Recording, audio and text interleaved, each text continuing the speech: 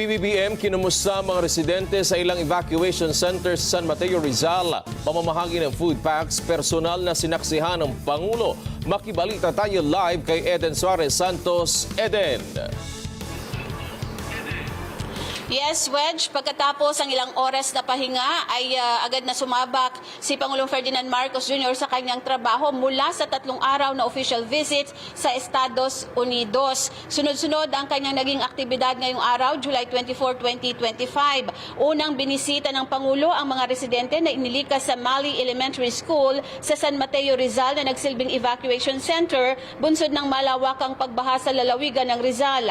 Batay sa tala ng local government ng San Mateo, nasa 546 families o katumbas ng 2,102 individuals na apektado ng kalamidad ang nasa Mali Elementary School.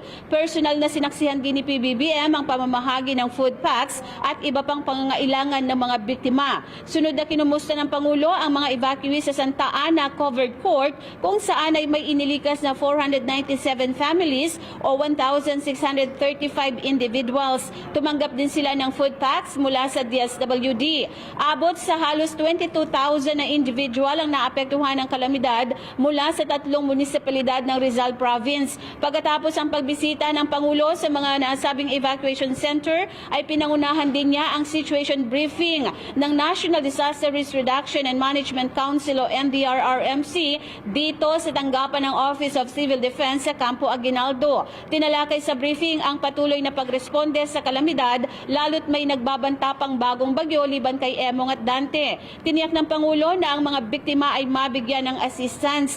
Pinatitiyak din niya na sa mga kaukulang ahensya ang tuloy-tuloy na supply ng kuryente, particular na sa mga ospital. Idiniin ng Pangulo na pagtutuunan din nila ng pansin ang sitwasyon ng mga estudyante na anya ay masyado ng lugi dahil napipilitan na hindi pumasok bunsod ng malakas na pag-ulan at pagbaha. Ginagamit din na evacuation center ang mga paaralan. Sinabi ng Pangulo na naghahanap sila ng alternatibong paraan ng teaching mode para sa mga bata. Bukod sa pag-aaral ng mga estudyante ay nakita rin ng Pangulo sa kanyang pagbisita sa evacuation center ang pangangailangan sa mga doktor at nurse, gayon din ang pagkakaroon ng supply ng mga gamot.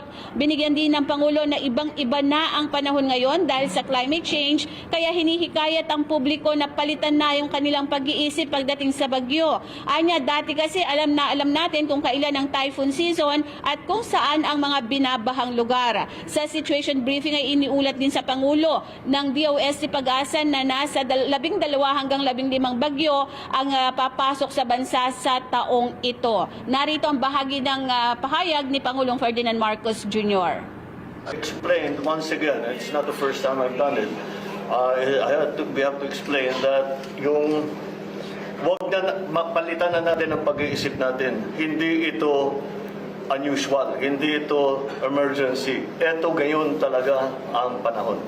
At mangyayari ito, sinasabi, ang estimate daw sa bagyo dito para sa Pilipinas sa taong ito, 12 to 15 na bagyo. So nakatatlo na tayo. So to be conservative, ibig sabihin 1 dosena pa ito na dadating. Kaya wag na nating isipin na baka magkabagyo. Huwag tayo mag-isip na ganun tayo kasi nung lumaki tayo, very maliwanag na maliwanag kung kailan ang typhoon season, maliwanag na maliwanag kung saan nagbabaha.